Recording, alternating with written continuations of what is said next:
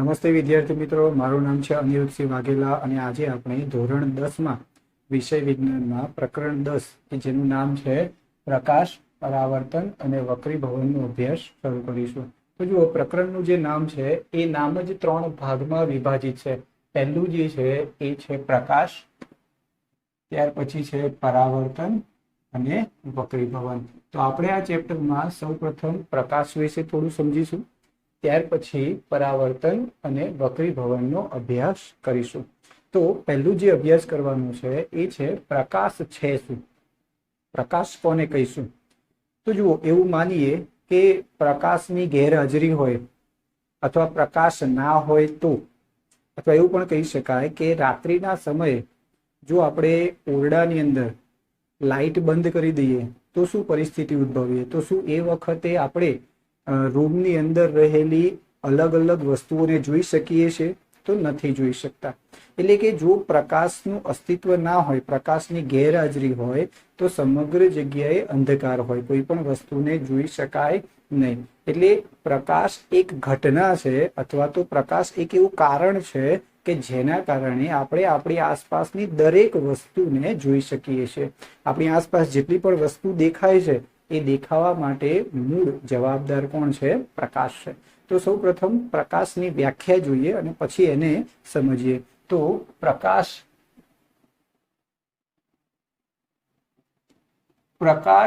એટલે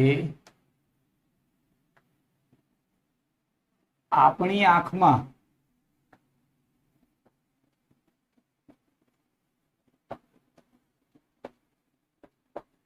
સંવેદના ઉપજાવતું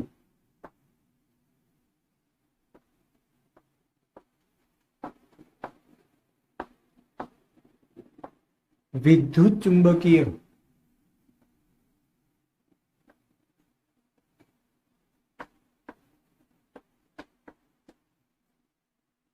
વિકિરણ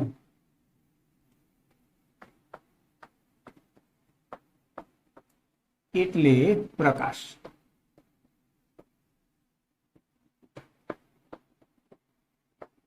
જો પ્રકાશની વ્યાખ્યા શું થાય છે કે એક એવું વિકિરણ છે, વિકિરણ એટલે ગતિમાન ઉર્જા।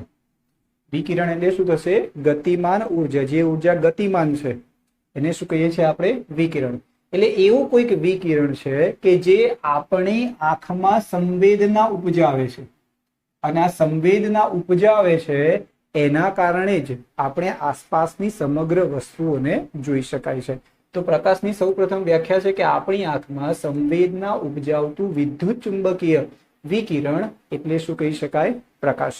ત્યાર પછી જે છે પ્રકાશના કેટલાક ગુણધર્મો છે। જો આ ગુણધર્મોનો અભ્યાસ જરૂરી છે કે જેથી આપણને આગળ ચેપ્ટરમાં થોડો વધારે ખ્યાલ આવે। તો જોઈ લઈએ પ્રકાશના ગુણધર્મો।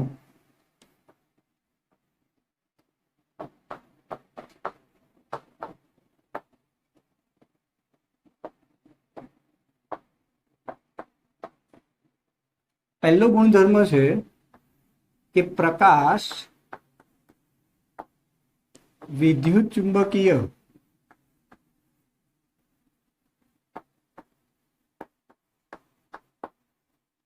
તરંગ છે।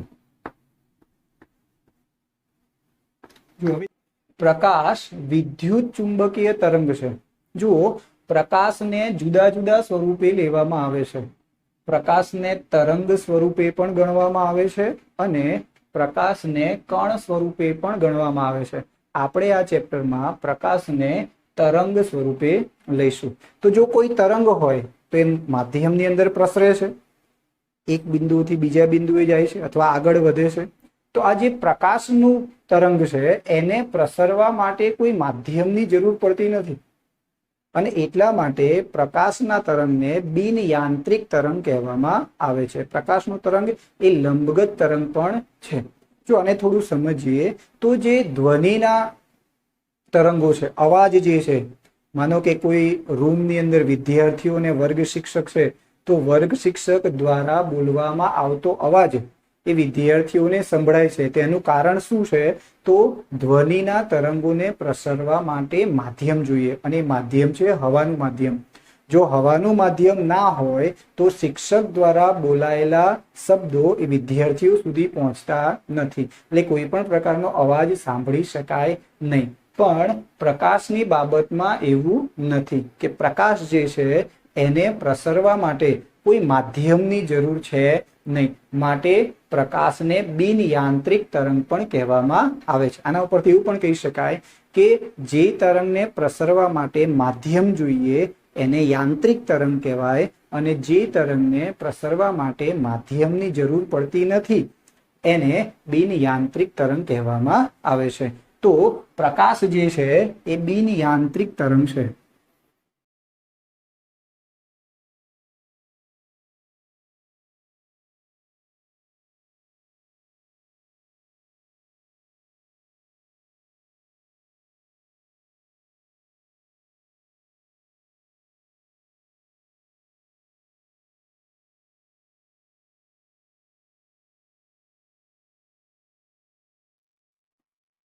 ચલો, પ્રકાશના તરંગને પ્રસરવા માટે માધ્યમ નથી જોઈતું, માટે પ્રકાશના તરંગને બિન યાંત્રિક તરંગ કહેવામાં આવે છે. હવે આ જે પ્રકાશનો તરંગ છે એનો વેગ, એની ઝડપ કેટલી હશે? કારણ કે કોઈ તરંગ હોય તો એની એક ઝડપ હોય. તો પ્રકાશના તરંગની ઝડપ કેટલી છે? તો શૂન્ય અવકાશમાં પ્રકાશના તરંગની ઝડપ એ 3 × 10⁸ મીટર પ્રતિ સેકન્ડ જેટલી છે. પહેલા એને લખી લઈએ અને પછી સમજીએ કે એકચ્યુઅલમાં ઝડપ કેટલી છે. તો જુઓ, શૂન્ય અવકાશમાં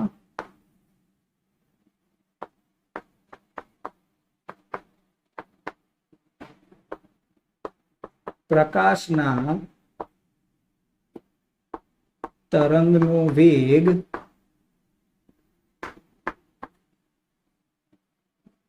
3 × 10⁸ મીટર પ્રતિ સેકન્ડ જેટલો છે. હવે આને સમજીએ કે 3 × 10⁸ મીટર પ્રતિ સેકન્ડ એટલે કેટલા થાય? તો જુઓ, સૌ પ્રથમ તો આપણી પાસે 3 છે તો 3 લખી દઈશું. ત્યાર પછી 10⁸ છે એટલે 3 ની પાછળ આપણે 8 0 લગાવવા પડે. તો 1 2 3 4 5 6 7 8 મીટર પ્રતિ સેકન્ડ. એટલે કે પ્રકાશનું એક કિરણ અથવા પ્રકાશનું કોઈ તરંગ 1 સેકન્ડમાં, જુઓ અહીંયા, એકમ, દશક, 100 1000 10,000 લાખ 10 લાખ કરોડ અને 30 કરોડ. ખ્યાલ આવે છે? 30 કરોડ મીટર 1 સેકન્ડમાં એ અંતર કાપે છે. ઉપરાંત જો એને કિલોમીટરમાં ફેરવીએ તો, જો આને કિલોમીટરમાં ફેરવવું હોય તો 1000 વડે ભાગી નાખીએ. 1000 વડે ભાગી નાખીએ એટલે આપણને કેટલા મળશે? તો કે 1 2 3 4 અને 5 કિલોમીટર પ્રતિ સેકન્ડ. એટલે કે પ્રકાશનું કોઈ તરંગ, પ્રકાશનો વેગ શૂન્ય અવકાશમાં કેટલો છે? 1 સેકન્ડમાં 3 લાખ કિલોમીટર જેટલો છે. એ બહુ જ ઝડપી છે. આનો મતલબ શું થાય કે આ ખૂબ જ ઝડપી છે. પ્રકાશનું કોઈ એક કિરણ 1 સેકન્ડમાં 3 લાખ કિલોમીટર જેટલું અંતર કાપે છે. ત્યાર પછી વાત કરીએ તો તરંગ જે છે, આ દ્રશ્ય પ્રકાશ છે, એની તરંગ લંબાઈ કેટલી હશે? તો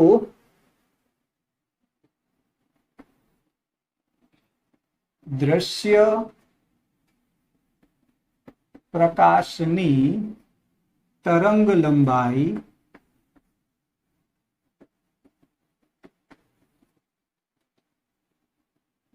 4 × 10⁻⁷ મીટર થી 8 × 10⁻⁷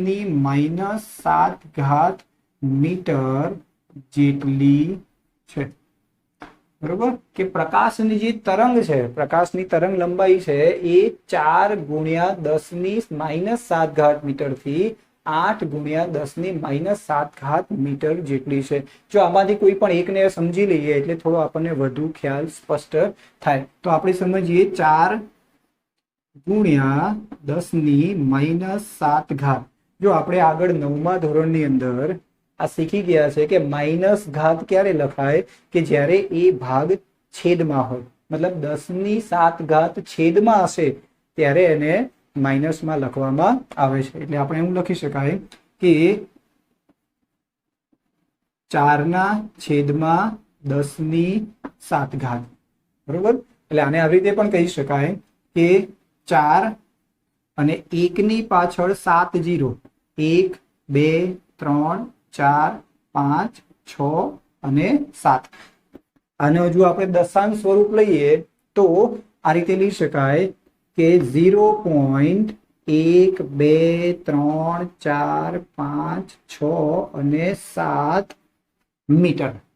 બરોબર. અહીંયા 7 0 છે તો પોઈન્ટ પછી આપણી પાસે 7 આંકડા હોવા જોઈએ. તો હવે કેટલું થાય છે તો જુઓ, એકમ, દશક, 100, 1000, 10,000, લાખ અને 10 લાખ, એટલે કે 1 મીટરનો 10 લાખમો ભાગ. 1 મીટરનો 10 લાખમો ભાગ આશરે અહીંયા 4 છે. એને આપણે શું કહીએ, એ જે છે એ છે પ્રકાશની તરંગ લંબાઈ. દ્રશ્ય પ્રકાશની જે તરંગ લંબાઈ છે એ એટલી છે. એટલે પ્રકાશની તરંગ લંબાઈ છે ને બહુ જ સૂક્ષ્મ છે. જો એને વાત કરીએ કે પ્રકાશનું તરંગ કોઈ માધ્યમમાં કેવી રીતે આગળ વધતું હશે, તો પ્રકાશનું જે કોઈ તરંગ છે એ માધ્યમમાં આ રીતે આગળ વધે છે. બરોબર. પણ આ જે પ્રકાશનું તરંગ છે એની તરંગ લંબાઈ જો અતિ સૂક્ષ્મ છે, અને આ અતિ સૂક્ષ્મ હોવાના કારણે જ્યારે આપણે આને જોઈએ ત્યારે આપણે સીધી રેખામાં ગતિ કરતું હોય એવું દેખાય છે.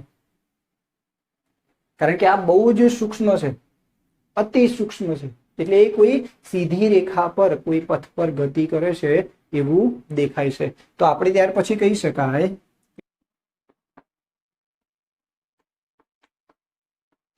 પ્રકાશનું તરંગ એક બિંદુથી બીજા બિંદુ ને જોડતા સુરેખ માર્ગ પર ગતિ કરે છે.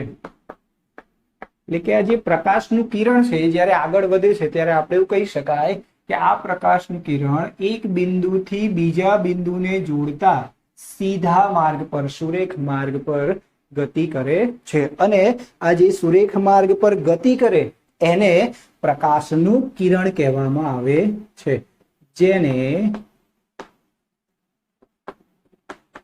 પ્રકાશનું કિરણ કહે છે. અને જ્યારે આવા ઘણા બધા કિરણો એક સાથે લેવામાં આવે તો એને કહેવાય કિરણ પુંજ. બરોબર. કે આ એક કિરણની વાત થાય છે, પણ જ્યારે ઘણા બધા કિરણો એક સાથે લઈએ, એક સાથે આગળ વધતા હોય ત્યારે એને શું કહીશું આપણે, કિરણ પુંજ. ધારો કે એક ટોર્ચ છે તો તમે ટોર્ચને ચાલુ કરો ત્યારે તમને ઘણા બધા કિરણો કોઈ એક ચોક્કસ દિશામાં આગળ વધતા જોવા મળે છે. તો એને શું કહેવામાં આવે છે, કિરણ પુંજ કહેવામાં આવે છે.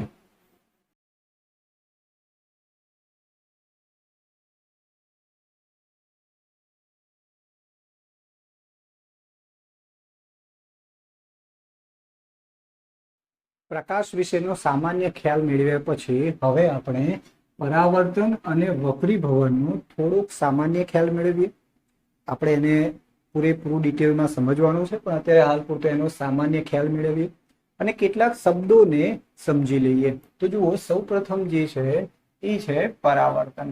તો આપણી પાસે કોઈક સપાટી છે, બરોબર, અને આ જે સપાટી છે એ અપારદર્શક છે. આ સપાટી કેવી છે, અપારદર્શક સપાટી છે. એટલે આપણે લખીએ કે ભાઈ આ એક અપારદર્શક સપાટી છે.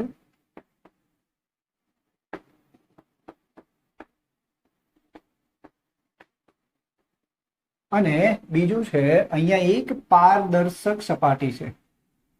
બરોબર છે.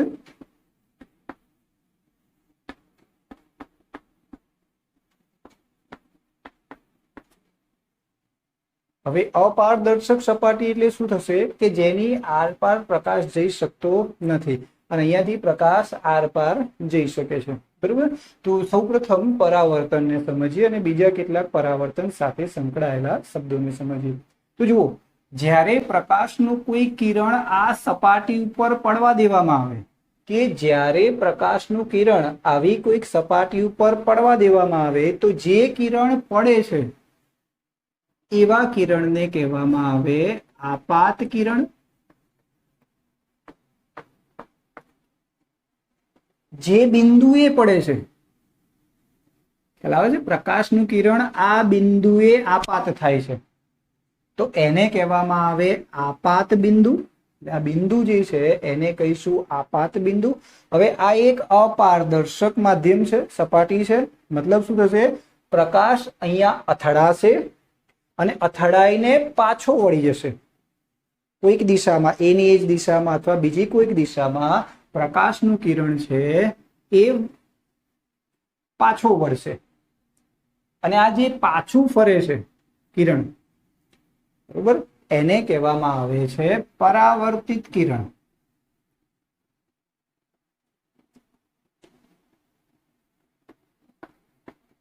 તો અહીંયા આપણે બે શબ્દોને સમજવાના છે અને પરાવર્તનની થોડીક વ્યાખ્યા પણ જોવાની છે. જુઓ કે જ્યારે કોઈ માધ્યમ ઉપર પ્રકાશનું કિરણ પડવા દેવામાં આવે તો એ જે કિરણ છે એને આપાત કિરણ કહેવાય.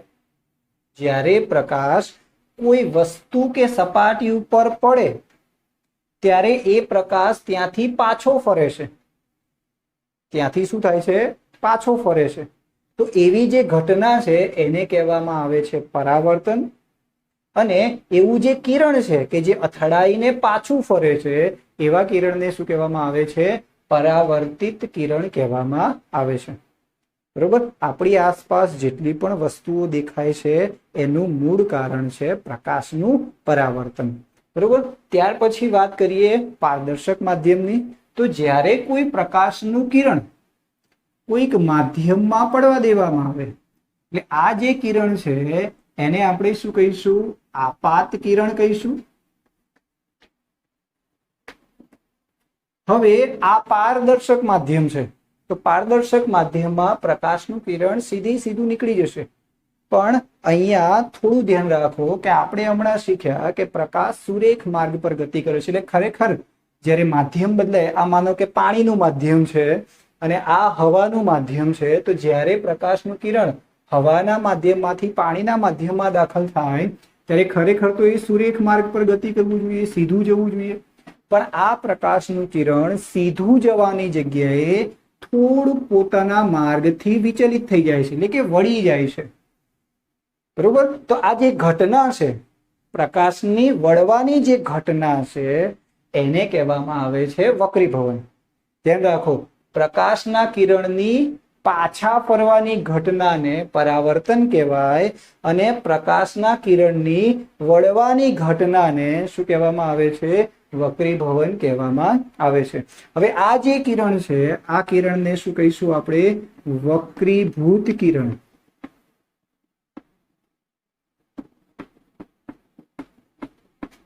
બરોબર. તો આ જે કેટલીક બાબતો થઈ એ છે પરાવર્તન અને વક્રીભવન અને એના કેટલાક શબ્દો જેનો તમને ખ્યાલ હોવો જોઈએ. આનો મતલબ એવો થાય કે જો અપારદર્શક માધ્યમ હોય તો પ્રકાશનું પરાવર્તન થાય છે અને જો કોઈ પારદર્શક માધ્યમ હોય તો પારદર્શક માધ્યમમાં પ્રકાશનું વક્રીભવન થાય છે. ચલો હવે પ્રકાશનું પરાવર્તન એટલે શું એને સમજીએ. તો જુઓ, પ્રકાશનું પરાવર્તન એટલે શું અને એના પ્રકારો વિશે હવે માહિતી મેળવીએ. તો જો પહેલા તો પ્રકાશના પરાવર્તનને સમજવા માટે એક આકૃતિ દ્વારા સમજીએ. ધારો કે આ કોઈક વસ્તુની સપાટી છે, આ કોઈક વસ્તુની શું છે, સપાટી છે. જ્યારે કોઈ પ્રકાશનું કિરણ આ વસ્તુની સપાટી પર આપાત કરવામાં આવે એટલે કે પડવા દેવામાં આવે ત્યારે પ્રકાશનું કિરણ આ સપાટી પરથી પાછું ફરી જાય છે. તો બસ આ જે ઘટના છે આ ઘટનાને શું કહેવામાં આવે છે, પ્રકાશનું પરાવર્તન કહેવામાં આવે છે. જો વ્યાખ્યાને એકદમ સમજી લો આકૃતિ પરથી.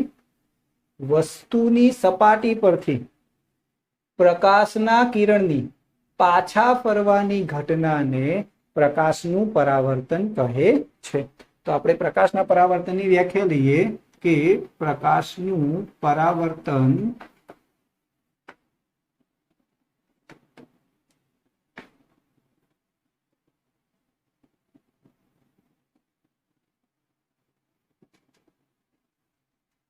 વસ્તુની સપાટી પરથી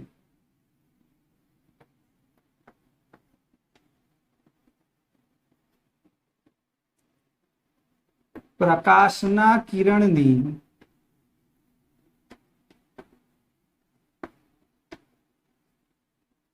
પાછા ફરવાની ઘટનાને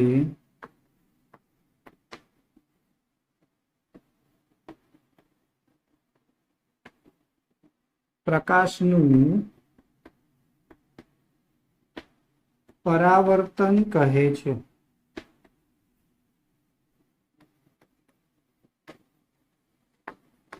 બરોબર, એટલે કે જ્યારે કોઈ વસ્તુની સપાટી ઉપર પ્રકાશ આપાત થાય ત્યારે પાછો ફરે છે.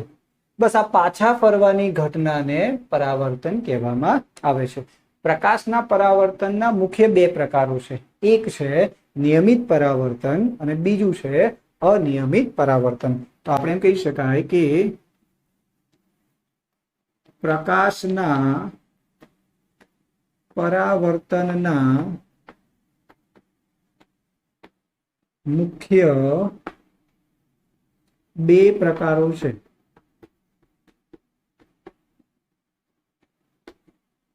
એક છે નિયમિત પરાવર્તન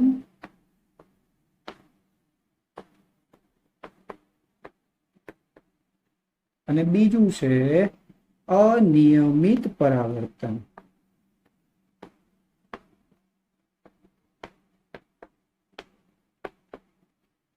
ચલો હવે બંનેને વારાફરતી સમજી લઈએ કે નિયમિત પરાવર્તન કોને કહેવાય, અનિયમિત પરાવર્તન કોને કહેવાય. તો સૌપ્રથમ જોઈએ નિયમિત પરાવર્તન.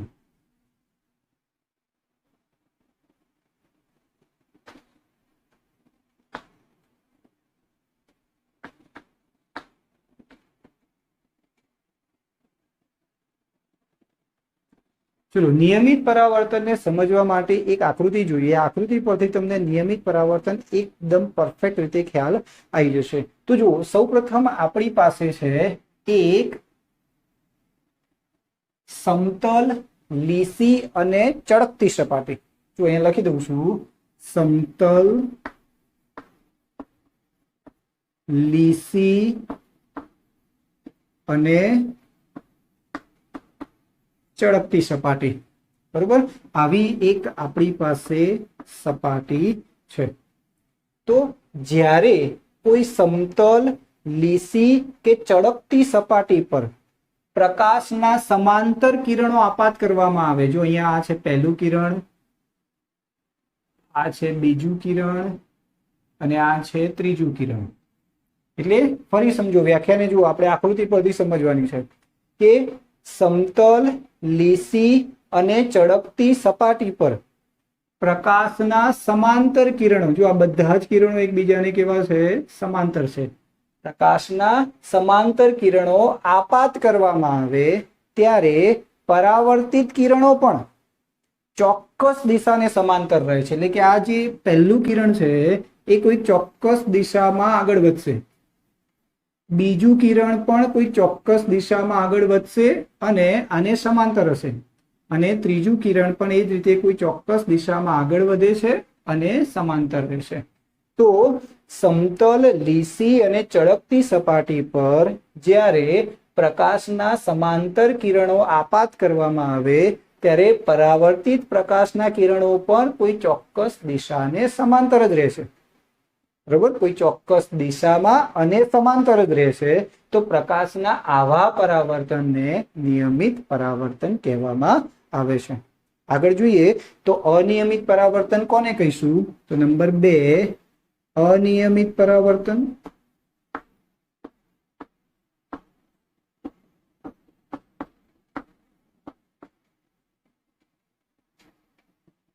જો આની વ્યાખ્યા પણ આપણે આકૃતિની મદદથી જ સમજીશું.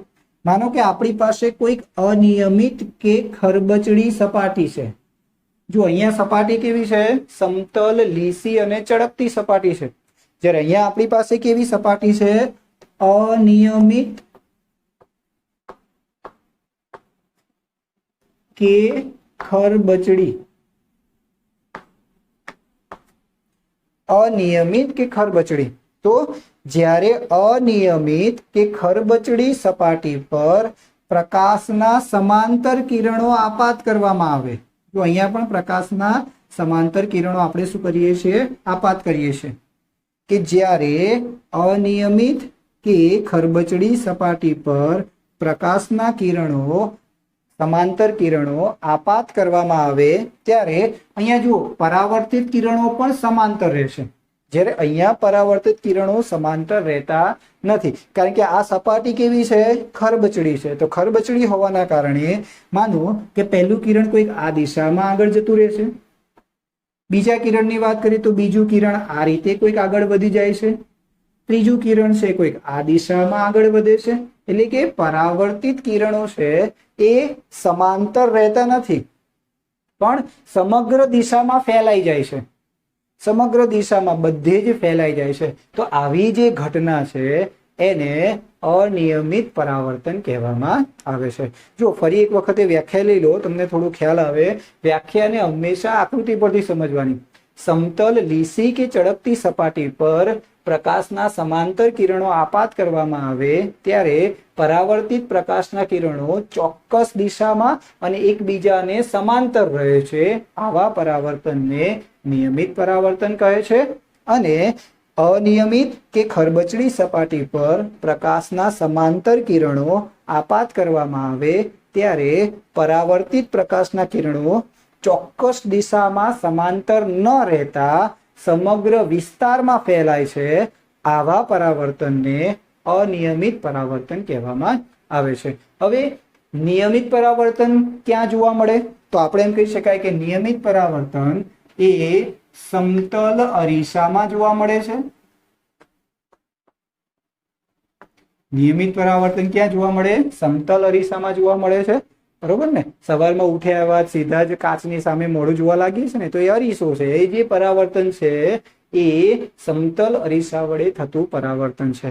અને અનિયમિત પરાવર્તન ક્યાં જોવા મળે? તો આપણી આસપાસની લગભગ બધી જ વસ્તુઓ, એ ચાહે હોય પુસ્તક, ટેબલ, પેન, ફેલાઈ ગયો કોઈ પણ, એ જે પરાવર્તન છે એ અનિયમિત પરાવર્તન, પુસ્તક, ટેબલ કે પેન પરથી થતું પરાવર્તન એ અનિયમિત પરાવર્તન છે. હવે પ્રશ્ન શું થાય છે કે આપણી આજુબાજુની વસ્તુઓ જોવા માટે આમાંથી કયું પરાવર્તન જવાબદાર છે? આમ તો બંને છે, પણ મોટા ભાગની આપણે જે વસ્તુઓ જોઈ શકીએ છીએ, આપણી આસપાસની મોટા ભાગની બધી જ વસ્તુઓ જોઈ શકીએ છીએ, એમાં કયું પરાવર્તન જવાબદાર છે? તો કયું પરાવર્તન જવાબદાર છે? અનિયમિત પરાવર્તન જવાબદાર છે.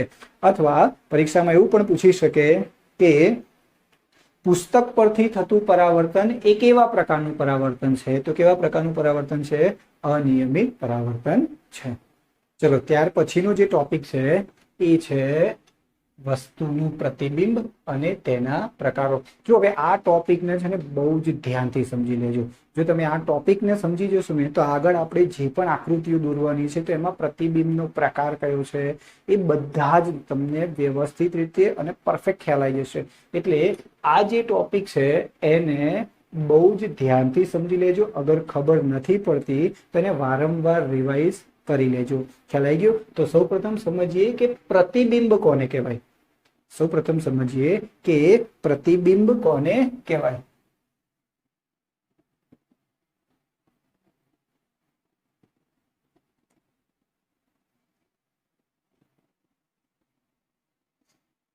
ચલો, સૌપ્રથમ હવે પ્રતિબિંબની વ્યાખ્યા જોઈએ. તો પ્રતિબિંબની વ્યાખ્યા આ રીતે કરી શકાય કે વસ્તુના કોઈ એક બિંદુથી શરૂ કરી પ્રકાશના કિરણો પરાવર્તન કે વક્રીભવન પામી બીજા કોઈ બિંદુએ વાસ્તવમાં મળતા હોય કે મળતા હોય એવો ભાસ થતો હોય તો પ્રથમ બિંદુનું બીજા બિંદુ આગળ પ્રતિબિંબ રચાયું છે તેમ કહેવાય.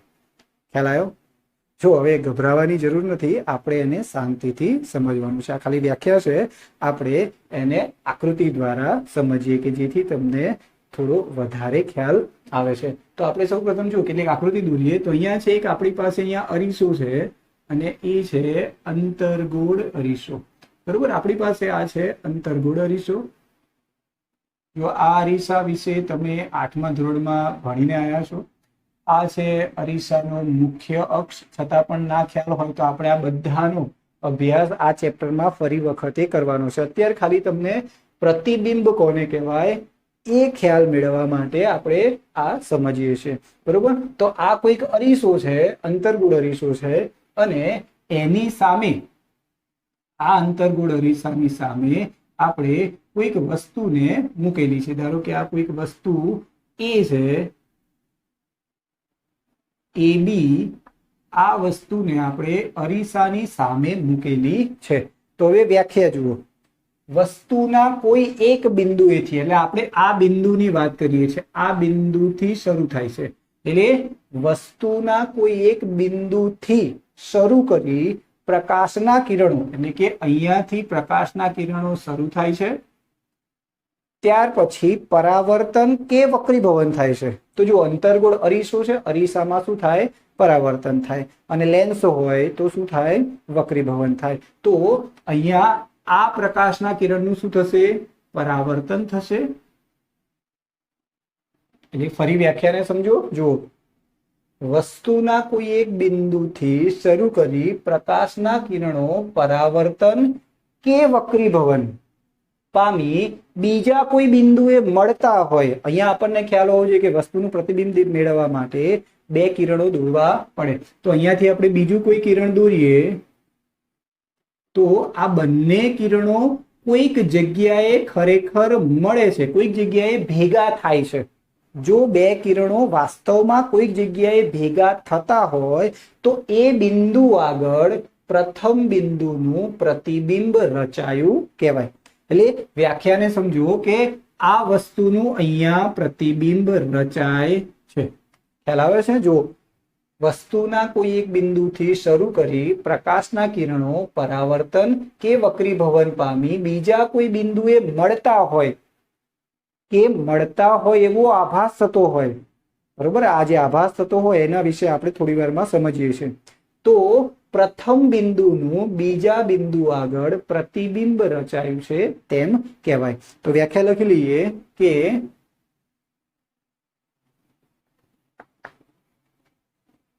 વસ્તુના કોઈ એક બિંદુથી શરૂ કરી પ્રકાશના કિરણો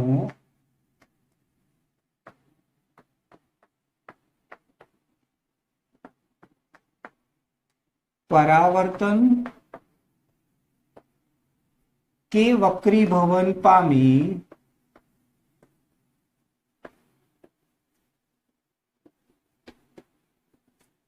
બીજા કોઈ બિંદુએ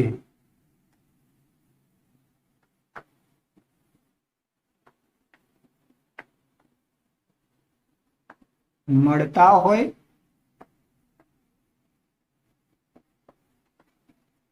અથવા મળતા હોય તેવો ભાસ થતો હોય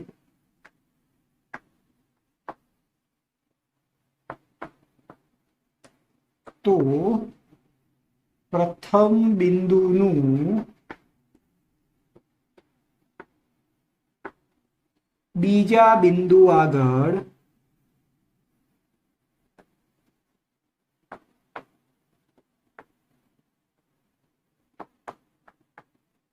પ્રતિબિંબ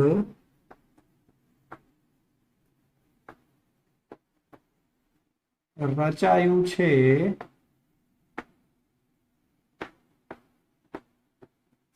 તેમ કહેવાય. બરોબર. હજુ પણ જો આ પ્રતિબિંબમાં ખ્યાલ ના આવ્યો હોય તો એના જો પ્રકારોને સમજીશું ને એટલે થોડું તમને વધારે પ્રતિબિંબની વ્યાખ્યામાં ખ્યાલ આવશે. કારણ કે પ્રતિબિંબની વ્યાખ્યામાં જ પ્રતિબિંબના પ્રકારોનો જવાબ મળે છે. બરોબર. તો પ્રતિબિંબના મુખ્ય બે પ્રકાર છે.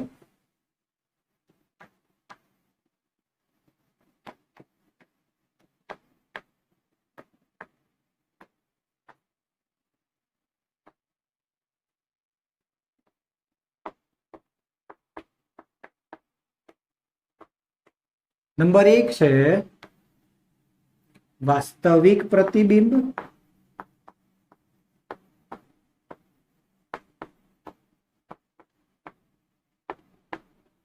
અને બીજું છે આભાસી પ્રતિબિંબ.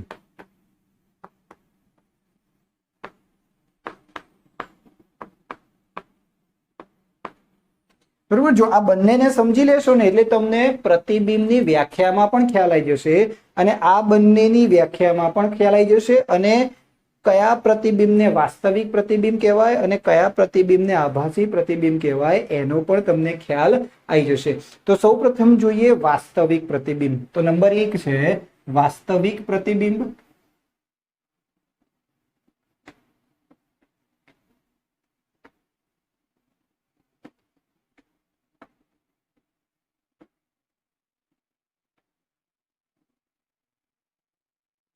તો વાસ્તવિક પ્રતિબિંબની વ્યાખ્યા આવું કહી શકાય કે પ્રકાશના કિરણો પરાવર્તન કે વક્રીભવન પામી વાસ્તવમાં કોઈ બિંદુએ મળતા હોય તો આવા પ્રતિબિંબને વાસ્તવિક પ્રતિબિંબ કહે છે. જો આ જે આકૃતિ છે ને વાસ્તવિક પ્રતિબિંબની છે. જો એને સમજો કે પ્રકાશના કિરણો પરાવર્તન કે વક્રીભવન પામી. હવે જો વક્રીભવનનું પણ એક ઉદાહરણ લઈ લઈએ એટલે તમને થોડું વધારે ખ્યાલ આવે. આ એક બહિર્ગોળ લેન્સ છે અને આ જે છે એ છે એનો મુખ્ય અક્ષ. બરોબર છે. ચલો અહીંયા કોઈક વસ્તુને આપણે મૂકી છે, જે બહિર્ગોળ લેન્સ છે એની સામે આપણે કોઈક વસ્તુને મૂકી છે. તો જ્યારે વસ્તુમાંથી કોઈ એક વસ્તુના એક બિંદુથી પ્રકાશનું કિરણ આગળ વધશે ત્યારે અહીંયાથી એ પાછું નહીં ફરે, કારણ કે આ લેન્સ છે એનું વક્રીભવન થશે, એટલે કે એ અહીંયાથી વક્રીભવન પામશે અને આ દિશામાં આગળ વધશે અને બીજું કિરણ દોરીએ તો એ આ રીતે આગળ વધશે. તો અહીંયા કોઈક બિંદુએ આ બંને કિરણો મળે છે. આ કોઈક બિંદુએ બંને કિરણો શું થાય છે? મળે છે. એટલે કે બંને કિરણો વાસ્તવમાં કોઈક બિંદુએ મળે છે. જો બંને કિરણો વાસ્તવમાં કોઈક બિંદુએ મળતા હોય તો એવા પ્રતિબિંબને શું કહેવામાં આવે છે? વાસ્તવિક પ્રતિબિંબ કહે છે. બરોબર. ફરી વ્યાખ્યા લખીએ અને હજુ એક વખત આનો અભ્યાસ કરો એટલે થોડો વધારે ખ્યાલ આવશે કે પ્રકાશના કિરણો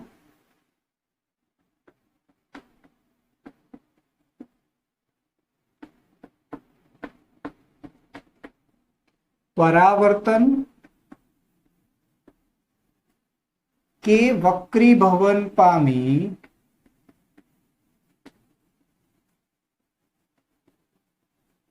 વાસ્તવમાં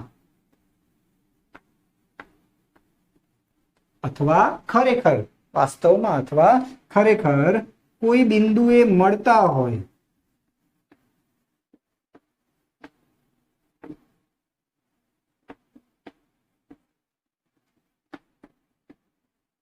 તો આવા પ્રતિબિંબને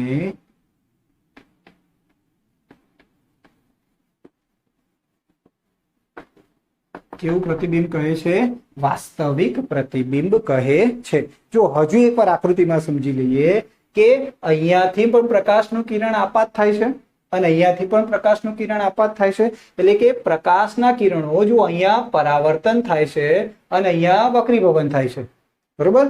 અહીંયા પ્રકાશના કિરણોનું શું થાય છે? પરાવર્તન થાય છે અને અહીંયા પ્રકાશના કિરણોનું શું થાય છે? વક્રીભવન થાય છે.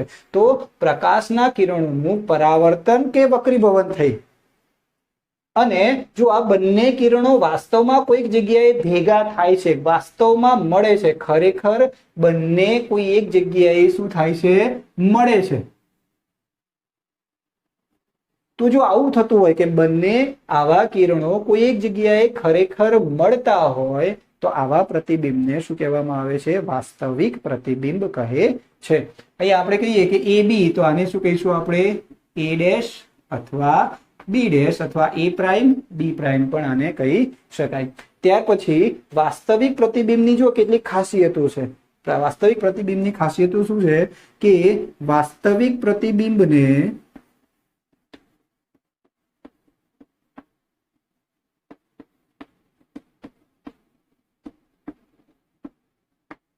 પડદા પર ઝીલી શકાય છે.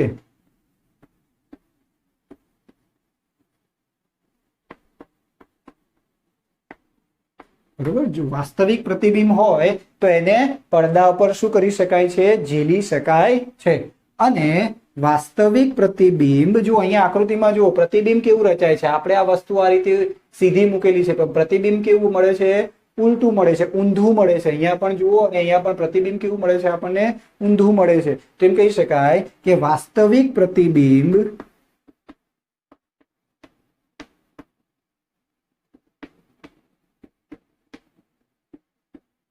હંમેશા ઉલટું હોય છે. વાસ્તવિક પ્રતિબિંબ હંમેશા ઉલટું હોય છે. ત્યાર પછીની વાત કરીએ તો છે આભાસી પ્રતિબિંબ.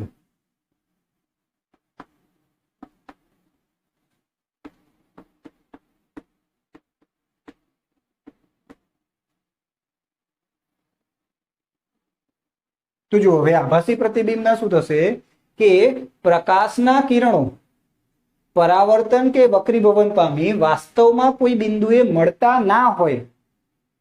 મળતા હોય તો એને કહેવાય આભાસી પ્રતિબિંબ. બરોબર, એટલે આપણે લખીએ અને પછી એને આકૃતિ દ્વારા સમજીએ કે પ્રકાશના કિરણો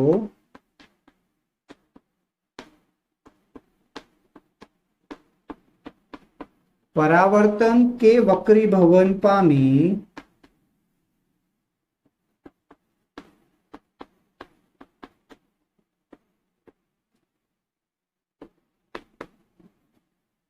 વાસ્તવમાં કોઈ બિંદુએ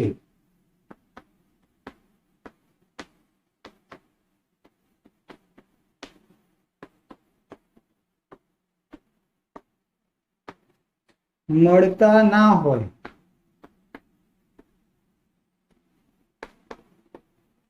પરંતુ મળતા હોય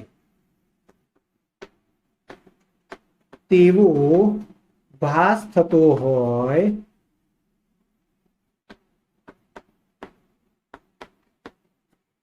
તો આવા પ્રતિબિંબને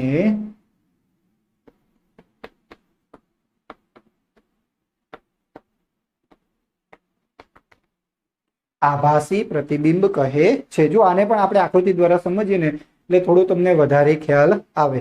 બરોબર, અહીંયા આપણે લેન્સ કે અરીસો લેતા નથી, આપણે અહીંયા સમતલ અરીસો લઈએ છીએ. જો કે આભાસી પ્રતિબિંબ આગળ જતા જ્યારે આપણે આકૃતિ આવશે ત્યારે આ બંનેમાં તમને જોવા મળશે ને ત્યારે થોડું વધારે ખ્યાલ આવી જશે. બરોબર, તો અહીંયા આપણે લઈએ છીએ એક અરીસો. બરોબર, આપણી પાસે જે અરીસો છે, આપણે તૈયાર થવા માટે જે અરીસાનો ઉપયોગ કરીએ છીએ એ છે અરીસો, અને એની પાછળની જે સપાટી છે એ કલર કરેલી છે.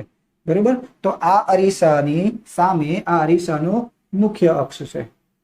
આની સામે કોઈક વસ્તુને આપણે મૂકેલી છે. માની લો કે આ સમતલ અરીસાની સામે આપણે ઊભા છીએ, અથવા તો આપણે કોઈક વસ્તુ AB ને અહીંયા અરીસાની સામે શું કરેલી છે? મૂકેલી છે. બરોબર, તો પ્રતિબિંબ કેવી રીતે મેળવીશું? તો કે સૌ પ્રથમ વસ્તુના કોઈ એક બિંદુથી પ્રકાશનું કિરણ નીકળે છે. વસ્તુના કોઈ એક બિંદુથી પ્રકાશનું કિરણ શરૂ થાય છે. બરોબર, હવે આ જે પ્રકાશનું કિરણ છે એ આ દિશામાં આગળ વધે છે. હવે જો આ સમતલ અરીસો છે એટલે આ પ્રકાશનું કિરણ અહીંયાથી અથડાઈને અહીંયા એની એ દિશામાં પાછું વળશે. આમ તો 8મા ધોરણમાં તમે પ્રકાશના પરાવર્તનના નિયમો શીખી ગયા છો, છતાં હવે આના પછી આપણે પ્રકાશના પરાવર્તનને ભણવાનું છે. બરોબર, એટલે સમજો કે આ પ્રકાશનું કિરણ અહીંયાથી આગળ વધ્યું અને અથડાઈને પાછું આ દિશામાં જતું રહ્યું. એટલે પ્રકાશનું કિરણ હવે પરાવર્તન પામી આ દિશામાં આગળ વધી ગયું. અને બીજું પ્રકાશનું જે કિરણ છે એ અહીંયા અથડાય છે અને આ દિશામાં આગળ વધી ગયું. તો અહીંયા જુઓ, આ બંને જે કિરણો છે, પરાવર્તિત કિરણો, આ બંને કિરણો વાસ્તવમાં કોઈ બિંદુએ મળતા નથી. આ બંને કિરણો કોઈ બિંદુએ મળતા નથી. એટલે આપણે એને શું કરવા પડશે? મેળવવા પડશે. ખ્યાલ આવી ગયો? જે દિશામાં આગળ વધે છે એની વિરુદ્ધ સાઈડ એને મેળવવા પડે. એટલે કે મળતા હોય એવો ભાસ થતો હોય, એટલે મેળવવા પડતા હોય. તો આવા જે પ્રતિબિંબ છે એને શું કહેવામાં આવે છે? આભાસી પ્રતિબિંબ કહેવામાં આવે છે. તો જોઈએ, આને આપણે પાછળની દિશામાં લંબાઈએ તો આ રીતે પાછળની દિશામાં જશે. અને આને જો આપણે પાછળની દિશામાં લંબાવીએ તો આ રીતે અહીંયા કોઈક બિંદુએ આ વસ્તુનું પ્રતિબિંબ અહીંયા રચાય છે. ખ્યાલ આવે છે? તો પ્રકાશના કિરણો પરાવર્તન કે વક્રીભવન પામી, અહીંયા પરાવર્તન થાય છે, પરાવર્તન કે વક્રીભવન પામી કોઈ બિંદુએ મળતા ના હોય, જો આમ સીધું જાય છે ને આમ જાય છે, આવા કિરણોને અપસારી કહેવાય. બરોબર? કોઈ બિંદુએ મળતા ના હોય એટલે કે મેળવવા પડતા હોય, મળતા હોય એવો ભાસ થતો હોય તો આવા પ્રતિબિંબને આભાસી પ્રતિબિંબ કહેવામાં આવે છે.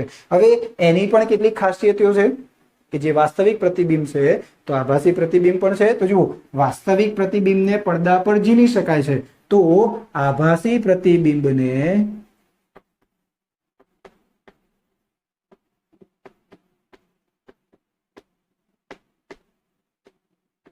પડદા પર ઝીલી શકાતું નથી.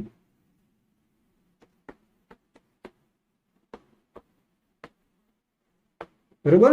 અને જો અહીંયા આ વસ્તુનું અહીંયા એના જેવું જ પ્રતિબિંબ મળે છે, એટલે કે આ સીધી વસ્તુ છે તો આ પણ સીધું પ્રતિબિંબ છે. તો આભાસી પ્રતિબિંબ હંમેશા સીધું એટલે કે ચત્તું હોય છે.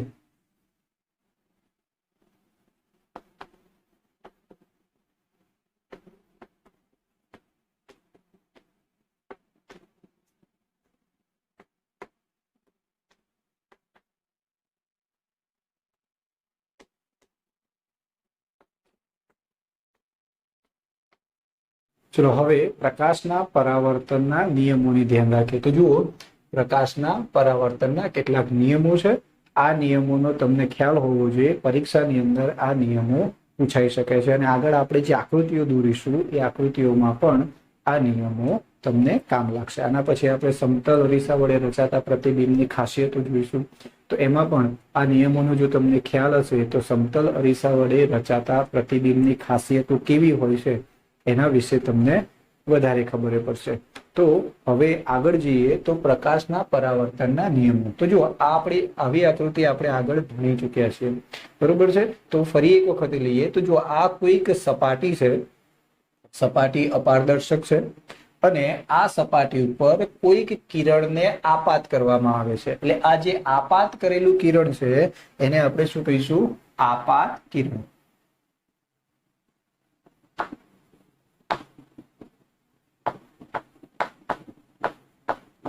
બરોબર? ત્યાર પછી આ કિરણ સપાટી પર અથડાય છે અને પાછું ફરે છે. તો આ જે પાછું ફરે છે એટલે કે પરાવર્તન થાય છે. તો આ જે કિરણ છે આને કહીશું પરાવર્તિત કિરણ.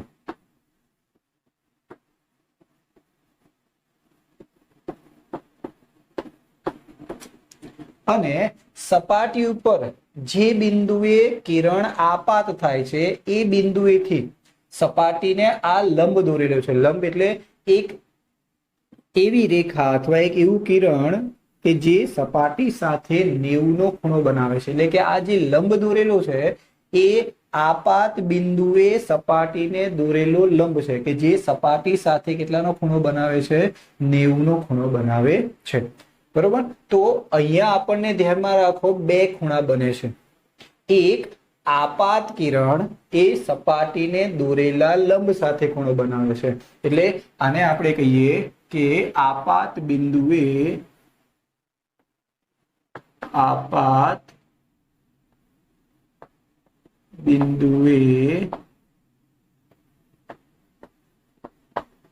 સપાટીને દોરેલ લંબ. બરોબર? એટલે આ આપાત કિરણ છે, આ પરાવર્તિત કિરણ છે અને આ જે છે એ આપાત બિંદુએ સપાટીને દોરેલ લંબ છે. તો અહીંયા બે ખૂણા બને છે. જુઓ, એક આ ખૂણો બને છે અને બીજો એક ખૂણો આ બને છે.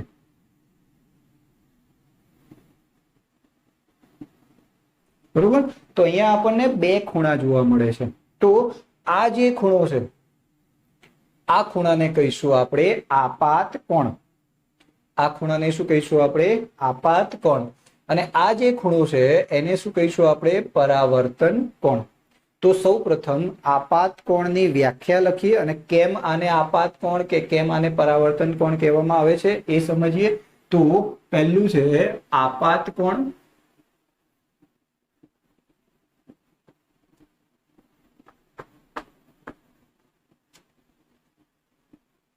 तो आपात कोण ने संकेत में दर्शावવું હોય तो એને કહેવાય थीटा आई, बरोबर। अने परावर्तन कोण ने संकेत में लखવું હોય तो એને કહેવાય थीटा आर, बरोबर। हवे आनी व्याख्या जोई लईए के माने आपात कोण कहेवामां आवे छे। तो जुओ सौप्रथम आ खूणो कोण बनावे छे, तो आ जे खूणो छे ए आपात किरण सपाटीने दोरेला लंब साथे बनावेल खूणो छे। એટલે આપણે આપાત કોણની જો વ્યાખ્યા લખવી હોય તો એવી લખી શકાય કે આપાત કિરણે આપાત બિંદુએ સપાટીને દોરેલા લંબ સાથે બનાવેલ ખૂણાને આપાત કોણ કહે છે, બરોબર। તો વ્યાખ્યા લખીએ કે આપાત કિરણે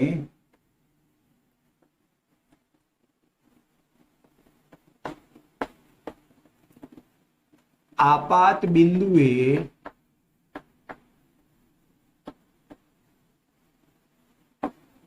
सपाटीने दोरेला लंब साथे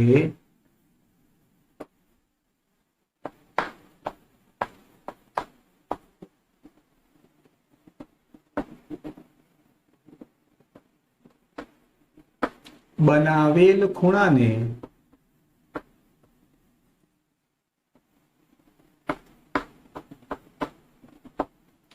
आपात कोण कहे छे।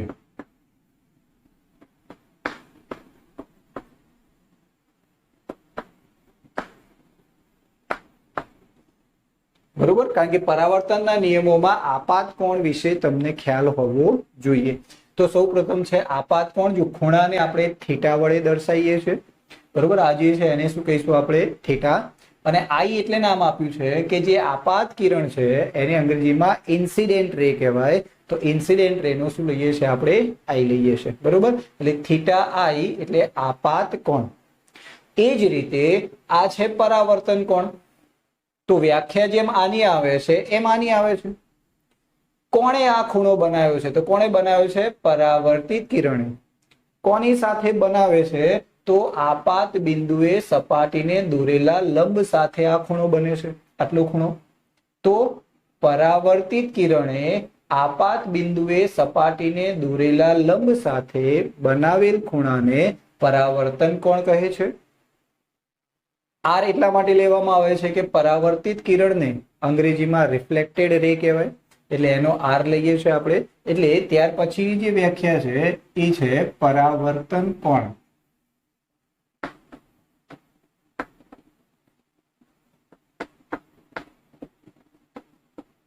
तो जो परावर्तन कोणनी जो व्याख्या लखवी होय तो आ रीते लखी शकाय कि परावर्तित किरणे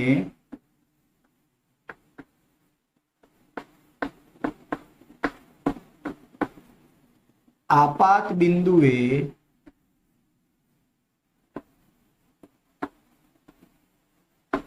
सपाटीने दोरेला लंब साथे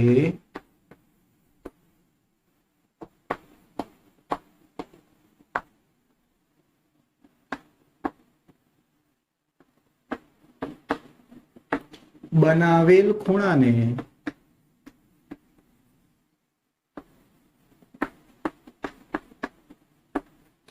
परावर्तन कोण कहे छे।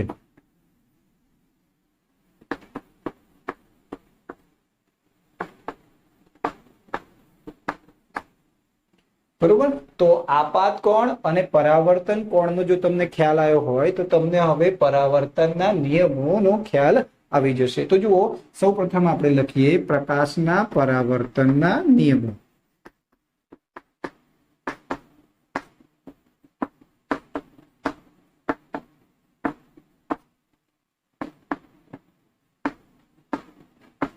તો પ્રકાશના પરાવર્તનના મુખ્ય બે નિયમો છે।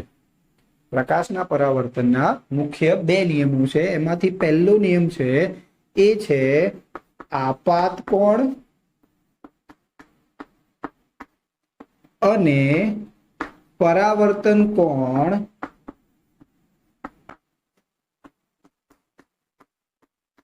હંમેશા સમાન હોય છે।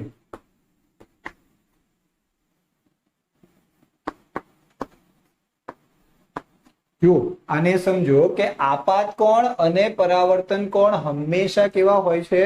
સમાન હોય છે। એટલે કે જો આપણે એમ કહીએ કે જો આપાત કોણ 30 નો ખૂણો બનાવે છે તો પરાવર્તન કોણ પણ કેટલાનો ખૂણો બનાવશે? 30 નો જ ખૂણો બનાવશે। જો અહીંયા 45 નો ખૂણો બનેલો હોય તો પરાવર્તન કોણ પણ કેટલાનો ખૂણો બનાવશે? 45 ના જ ખૂણે બનાવશે। એટલે એનો મતલબ એવું થાય કે આપાત કિરણ આ લંબ સાથે જે માપનો ખૂણો બનાવે એટલા જ માપે કિરણ શું થાય છે? પરાવર્તિત થાય છે। બરોબર। અને આને સંકેતમાં લખવું હોય તો આ રીતે પણ લખી શકાય કે થીટા આઈ બરાબર થીટા આર। બરોબર। આ રીતે પણ એને ઘણી વખતે લખવામાં આવે છે। તો પહેલો નિયમ તમને ખ્યાલ આવી ગયો હશે કે આપાત કોણ અને પરાવર્તન કોણ હંમેશા સમાન હોય છે। અને બીજો નિયમ છે કે આપાત કિરણ પરાવર્તિત કિરણ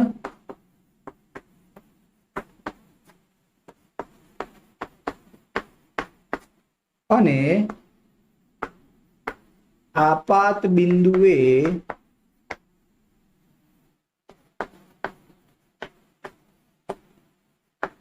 સપાટીને દોરેલ લંબ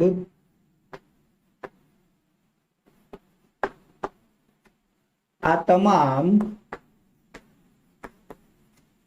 એક જ સમતલમાં હોય છે।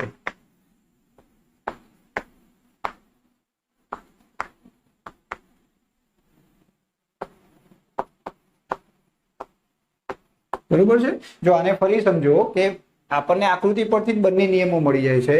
એક તો છે કે આપાત કોણ અને પરાવર્તન કોણ બંને હંમેશા સરખા હોય છે અને આપાત કિરણ પરાવર્તિત કિરણ અને આપાત બિંદુએ સપાટીને દોરેલ લંબ આ બધું એક જ સમતલમાં હોય છે। હવે સમતલ અરીસા વડે રચાતા પ્રતિબિંબની ખાસિયતો જોઈએ। એટલે સૌપ્રથમ આપણે જોઈએ કે સમતલ અરીસા વડે રચાતું પ્રતિબિંબ અને એની ખાસિયતોનો અભ્યાસ કરીએ। તો જુઓ અહીંયા સૌપ્રથમ આપણી પાસે એક સમતલ અરીસો છે અને આ સમતલ અરીસાની સામે વસ્તુને મૂકવા માટે આપણે એક મુખ્ય અક્ષ દોરીએ છીએ। બરોબર। આ છે કોઈ મુખ્ય અક્ષ કે જેની ઉપર આપણે વસ્તુને મૂકીશું। અહીંયા આ વસ્તુ મૂકેલી છે। ધારો કે આટલી ઊંચાઈની કોઈ વસ્તુ છે। વસ્તુનું નામ આપી દઈએ આપણે AB। એટલે કે સમતલ અરીસાની સામે કોઈક વસ્તુ AB ને મૂકવામાં આવે છે। હવે પ્રતિબિંબ મેળવવા માટે બે કિરણો દોરવા પડે। બરોબર। આપણે સૌપ્રથમ આ બિંદુ A નું પ્રતિબિંબ મેળવીશું। તો પહેલું કિરણ જે છે એ સીધું જશે। કિરણ અહીંયા અથડાશે। નામ આપી દે આ બિંદુને N। એટલે સૌપ્રથમ કિરણ કયું છે? AN છે। આ જે AN કિરણ છે એ સમતલ અરીસા ઉપર આપાત થાય છે। તો હવે હમણાં જ આપણે પરાવર્તનના નિયમો શીખી ગયા। તો જુઓ જે આ સીધું કિરણ છે એ આ કિરણ અરીસા સાથે કેટલા માપનો ખૂણો બનાવે છે? તો અહીંયા આપણને દેખાય છે કે આ કિરણ અરીસા સાથે 90 ના માપનો ખૂણો બનાવે છે। તો આપાત કોણ અને પરાવર્તન કોણ હંમેશા કેવા હોય? સરખા હોય છે। એટલે કે જો આ કિરણ 90 ના ખૂણે અહીંયા અથડાય તો 90 ના જ ખૂણે શું જશે? પાછું જશે। એટલે આ કિરણ જે દિશામાં આવ્યું છે એની એ જ દિશામાં પાછું વળી જશે। એટલે આ કિરણ અહીંયાથી આ દિશામાં આગળ જશે। બરોબર। સમજણ પડે છે? થોડું ધ્યાનમાં રાખજો એટલે તમને વાંધો આવે નહીં। કે સૌપ્રથમ આપણે એ બિંદુનું પ્રતિબિંબ મેળવવું હોય તો એક કિરણ દોરીશું। તો આપણને પરાવર્તનના નિયમો ખબર છે। પ્રકાશના પરાવર્તનના નિયમો શું થાય? તો પ્રકાશના પરાવર્તનના જે નિયમો છે એ પ્રમાણે કે જો કોઈ કિરણ લંબ સાથે જે માપનો ખૂણો બનાવે પરાવર્તિત કિરણ પણ એ જ માપને ખૂણે પાછું વડે. તો આ 90 ના ખૂણે આવે છે, તો 90 ના 90 જ ખૂણે એ પાછું જશે. અને બીજું છે કે આ જે બિંદુ છે એ અહીંયા એક ખૂણો બનાવે છે, બરોબર છે. જો આ સપાટી છે, આ આપાત કિરણ થશે, તો એ આના સાથે જેટલા માપનો ખૂણો બનાવશે આ એના માટે લંબ થશે. તો આ જે જેટલા માપનો ખૂણો થશે આ થશે થીટા આઈ, બરોબર. આ થશે આપાત કોણ. તો એટલા જ ખૂણે, આ જેટલા માપનો ખૂણો છે એટલા જ ખૂણે શું જોવા મળશે આપણને? પરાવર્તન કોણ પણ જોવા મળશે, બરોબર છે. અહીંયા આપણે નામ આપી દઈએ છીએ Q અને અહીંયા આપણે નામ આપી દઈએ છીએ R. તો અહીંયા ધ્યાન રાખો, આપણને હવે બે કિરણ મળે છે. એક એવું કિરણ છે કે જે 90 ના ખૂણે અથડાય છે અને 90 ના જ ખૂણે એના એ જ માર્ગે પાછું વળી જાય છે. અને બીજું જે કિરણ છે એ અહીંયા બનાવે છે આપાત કોણ અને અહીંયા બનાવે છે પરાવર્તન કોણ, બરોબર. અને આ બંને કેવા હશે? સરખા હશે. તો પ્રતિબિંબ કેવું હશે? તો જો આ બંને કિરણો વાસ્તવમાં મળતા નથી. આ બંને કિરણો કેવા છે? અપસારી છે. એક આમ જાય છે સીધું અને બીજું છે આમ જાય છે. તો આ બંને કિરણો વાસ્તવમાં ક્યાંય મળવાના નથી. તો જો કિરણો વાસ્તવમાં ના મળે તો એને શું કરવું પડે? મેળવવા પડે. તો મેળવવા કઈ રીતે પડે? તો કિરણો જે દિશામાં પરાવર્તિત થાય છે એની વિરુદ્ધ દિશામાં એને શું કરવા પડશે? લંબાવવા પડશે. તો આ કિરણ આ દિશામાં આગળ જાય છે, તો એને એની વિરુદ્ધ દિશામાં આપણે લંબાવીએ તો આ રીતે એને આપણે લંબાવી શકાય, બરોબર છે. અને આ જે કિરણ છે એ પણ આ પરાવર્તિત કિરણ છે, તો એને પણ એની વિરુદ્ધ દિશામાં શું કરીશું? આપણે લંબાવીશું. તો અહીંયા આપણને વસ્તુનું શું મળે છે? પ્રતિબિંબ મળે છે. કયા બિંદુનું પ્રતિબિંબ મળે છે? બિંદુ A નું આપણને અહીંયા પ્રતિબિંબ મળે છે, જેને આપણે નામ આપી દઈએ A' અથવા A', બરોબર. તો આપણે આ A બિંદુનું પ્રતિબિંબ મેળવ્યું. એ જ રીતે આપણે અહીંયા જેટલા પણ બિંદુઓ છે એ બધા જ બિંદુઓના આપણને પ્રતિબિંબ અહીંયા આપણને અરીસા ઉપર મળશે.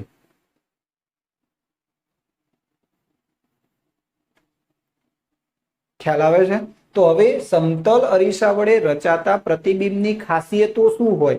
તો જો પહેલી ખાસિયત, પ્રતિબિંબ કેવું છે? પ્રતિબિંબનો પ્રકાર કેવો છે? શું કિરણો વાસ્તવમાં મળ્યા હતા? તો કિરણો વાસ્તવમાં મળતા નથી, મેળવવા પડે છે. તો આવા પ્રતિબિંબને શું કહેવાય? આભાસી પ્રતિબિંબ કહેવાય. ઉપરાંત આભાસી પ્રતિબિંબ હંમેશા કેવું હોય? ચત્તું હોય, અથવા આકૃતિમાં દેખાય છે કે ભાઈ આ વસ્તુ છે સીધી મૂકેલી છે, તો પ્રતિબિંબ પણ કેવું મળે છે? આપણને સીધું મળે છે. તો આપણે એવું લખી શકાય કે સમતલ અરીસા વડે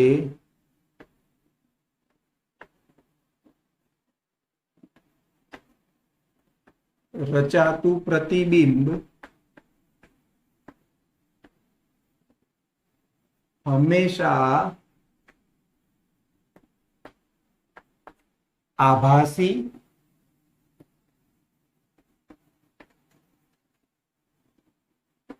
અને ચત્તું હોય છે, બરોબર. જો આપણને આકૃતિમાં દેખાય છે કે જો કિરણો ના મળે તો આભાસી અને ચત્તું જોવા મળે છે. ઉપરાંત આપણે એ પણ જોઈ શકીએ છીએ કે વસ્તુની જેટલી ઊંચાઈ છે પ્રતિબિંબની પણ એટલી જ ઊંચાઈ છે. એટલે આપણને જે પ્રતિબિંબ મળે છે એ વસ્તુના કદ જેટલી જ મળે છે. નંબર 2, પ્રતિબિંબનું કદ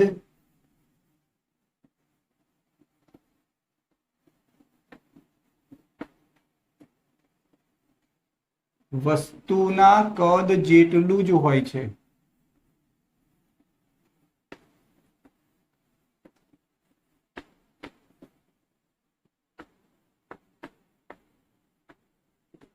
બરોબર.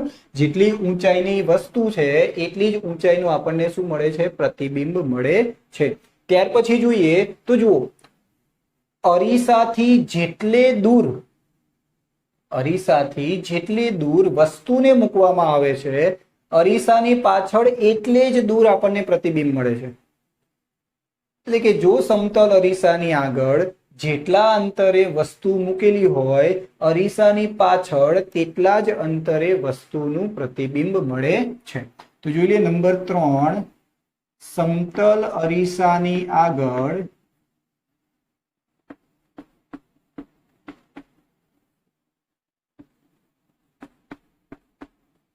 જેટલા અંતરે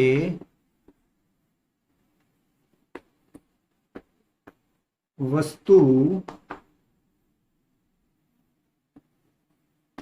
મૂકવામાં આવે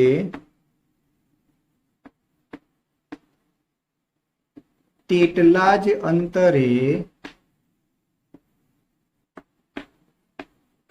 અરીસાની પાછળ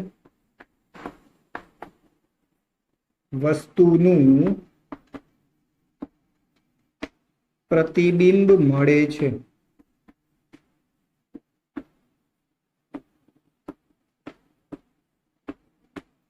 બરોબર, તેટલા જ અંતરે આપણને વસ્તુનું શું મળે છે? પ્રતિબિંબ મળે છે. અને આ પ્રતિબિંબની સૌથી મોટી ખાસિયત એ છે કે સમતલ અરીસા વડે રચાતું જે પ્રતિબિંબ છે એની બાજુઓ ઉલટાયેલી હોય છે. બરોબર. નંબર 4, સમતલ અરીસા વડે રચાતા પ્રતિબિંબની બાજુઓ ઉલટાયેલી હોય છે.